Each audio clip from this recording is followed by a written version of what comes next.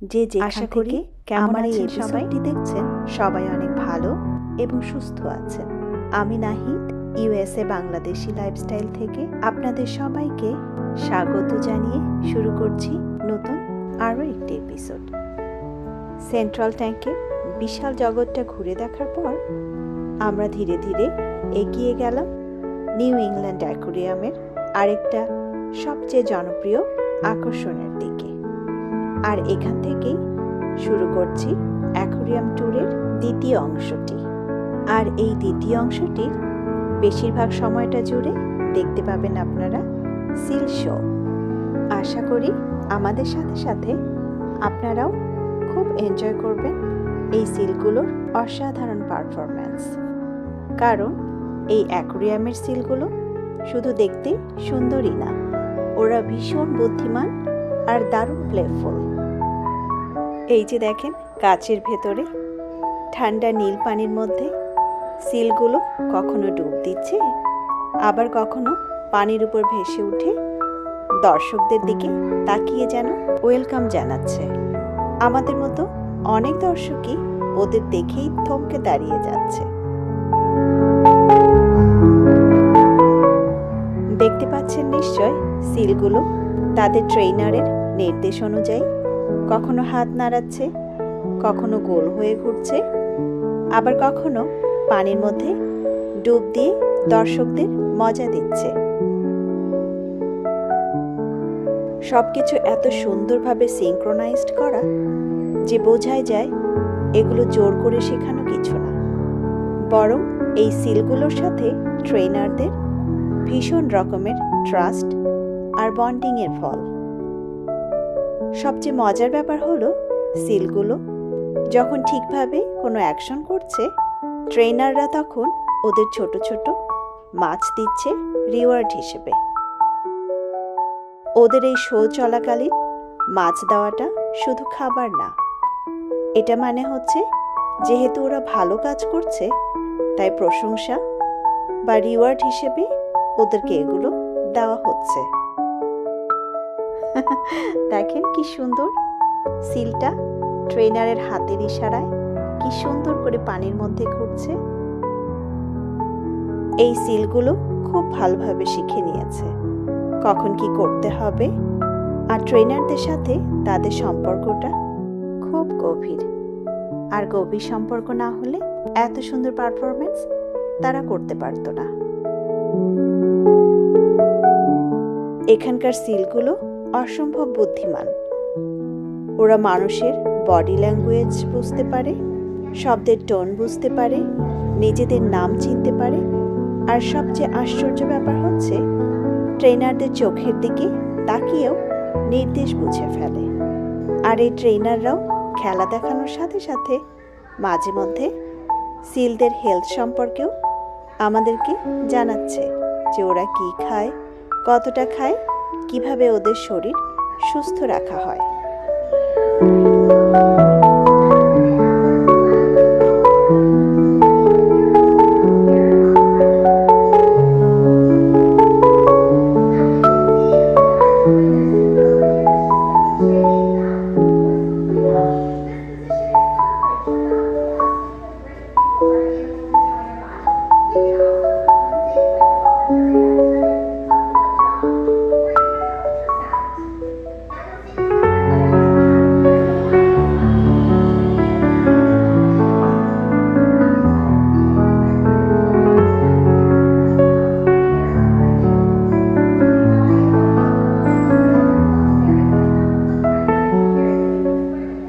চারপাশে দর্শকরা এত বেশি মজা পাচ্ছে, ছোট বাচ্চারা কখনো হাততালি দিচ্ছে, কেউ কেউ হাসছে, আবার কেউ কেউ অবাক হয়ে তাকিয়ে আছে। বড়রাও কিন্তু কম এক্সাইটেড না। তাই অ্যাকুরিয়াম বা চিড়িয়াখানা শুধু বাচ্চাদের বিনোদনের জায়গা না, এটা আসলে একটা ফ্যামিলি লার্নিং স্পেস, যেখানে বয়সের কোনো সীমা নেই, শেখার কোনো শেষ নেই। জানেন, এই শো চলাকালীন সময়ে ট্রেনাররা বিভিন্ন গুরুত্বপূর্ণ বিষয়ে কথা বলছেন, যেমন সমুদ্র দূষণ, প্লাস্টিক বর্জ্য, জলবায়ু পরিবর্তন এই সব কিছুর প্রভাব সরাসরি সিল আর সামুদ্রিক প্রাণীদের উপরে পড়ে। তারা আরও বলছেন, আমরা যদি সচেতন না হই তাহলে ভবিষ্যতে হয়তো এই সুন্দর প্রাণীগুলোকে শুধু বই বা স্ক্রিনেই দেখতে হবে। হয়তো এভাবে সরাসরি আমরা এই প্রাণীগুলোকে সহজে আর দেখতে পাবো না।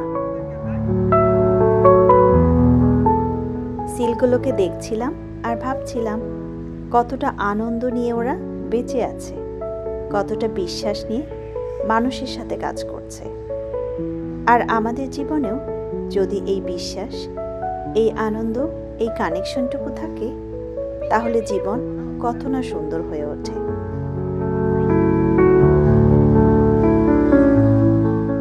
এই অ্যাকোয়ারিয়ামে সিলগুলো একটু যত্ন, নিয়মিত খাবার, সময় মতো চিকিৎসা, এই ছোট ছোট কেয়ারের জন্যই কতটা নিরাপদ আর আনন্দে মেতে উঠেছে। একটা মজার তথ্য হচ্ছে, এই সিলগুলোকে কিন্তু জোর করে ধরে এনে এখানে রাখা হয়নি। এরা সবাই উদ্ধার করা বোস্টন হারবার কিংবা আটলান্টিক ওশানের আশেপাশের কোনো না কোনো জায়গা থেকে।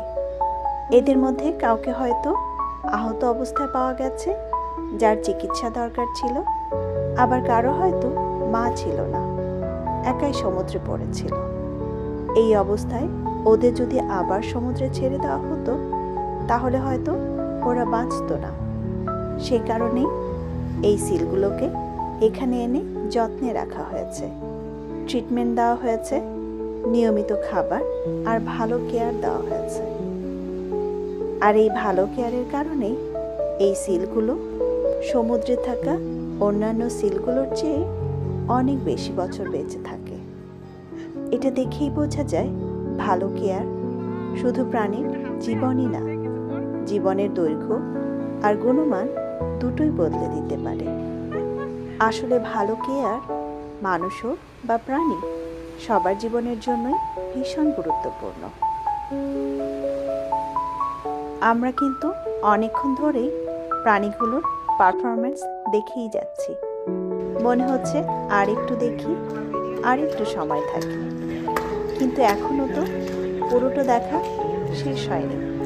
অ্যাকোয়ারিয়ামের আরও অনেক কিছু দেখার বাকি আছে।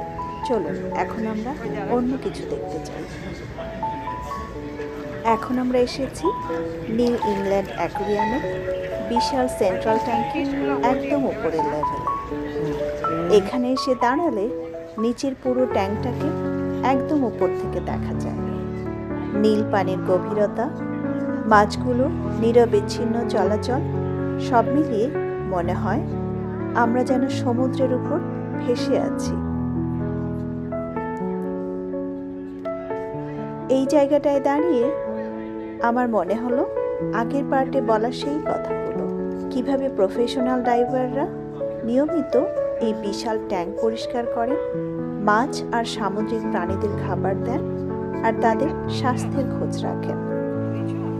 দেখুন এই ডুবুরিরা কেমন মনোযোগ দিয়ে যত্ন সহকারে সামুদ্রিক প্রাণীগুলোর কেয়ার নিচ্ছে। এই দৃশ্যটা সত্যি অসাধারণ। প্রকৃতির সঙ্গে মানুষের এই সংযোগটা দেখলে মনে হয় প্রকৃতি আর মানুষ দুজনেই একে অপরের উপর কতটা নির্ভরশীল, তাই না? আপনারা নিশ্চয় দেখতে পাচ্ছেন নীল পানির উপরে ধীরে ধীরে ভেসে বেড়াচ্ছে এই বিশাল আকারের কচ্ছপ। এই কচ্ছপটা কিন্তু কোনো সাধারণ কচ্ছপ না, এর নাম মার্টাল। এই অ্যাকোয়ারিয়ামের সবচেয়ে পুরনো আর সবচেয়ে পরিচিত বাসিন্দাদের একজন। তাকে আনা হয়েছিল 1970 সালের দিকে অন্য একটি অ্যাকোয়ারিয়াম থেকে। বিশেষজ্ঞদের মতে তখন তার বয়স ছিল নাকি প্রায় 20 থেকে 40 বছরের মধ্যে, আর আজ মার্টালের বয়স প্রায় নাকি 90 বছরের কাছাকাছি। সম্ভবত তারও কিছুটা বেশি হতে পারে। ভাবুন তো, এই এত বছরে কত কিছু বদলে গেছে। অ্যাকোয়ারিয়ামের ভেতরেও অনেক কিছু বদলে গেছে, কিন্তু মার্টাল এখনও এই বিশাল ট্যাঙ্কে শান্ত ভঙ্গিতে পানির মধ্যে ভেসে বেড়াচ্ছে। এখানকার এই নিয়মিত চিকিৎসা, সঠিক খাবার আর এই ডাইভারদের যত্ন, এই সব কিছুর কারণেই মার্টাল এত বছর সুস্থভাবে বেঁচে থাকতে পেরেছে। ভাবুন তো, ডাইনোসররা এই পৃথিবী থেকে হারিয়ে গেছে প্রায় 65 মিলিয়ন বছর আগে। আর গ্রিন সি টার্টল, যে প্রজাতির প্রতিনিধি এই মার্টাল, তারা কিন্তু পৃথিবীতে আছে প্রায় 100 মিলিয়ন বছরেরও বেশি সময় ধরে। ডাইনোসররা হারিয়ে গেছে, কিন্তু কচ্ছপরা টিকে গেছে, কারণ তারা ধীর, তারা আক্রমণাত্মক না, তারা প্রকৃতির সঙ্গে তাল মিলিয়ে নিজেদের বদলাতে পেরেছে। মার্টালকে এতক্ষণ ধরে দেখার পর মনে হচ্ছিল আমি যেন একটা ঘোরের মধ্যে ঢুকে গেছি। অ্যাকুয়ারিয়াম থেকে বের হওয়ার ঠিক আগ মুহূর্তে আমরা পৌঁছে গেলাম আরেকটি চমৎকার আকর্ষণে। এটি হচ্ছে স্টিংরে টাচ পুল। দেখুন, বিশাল এই এলাকা জুড়ে স্টিংরেগুলো পানির মধ্যে শান্তভাবে ঘুরে বেড়াচ্ছে।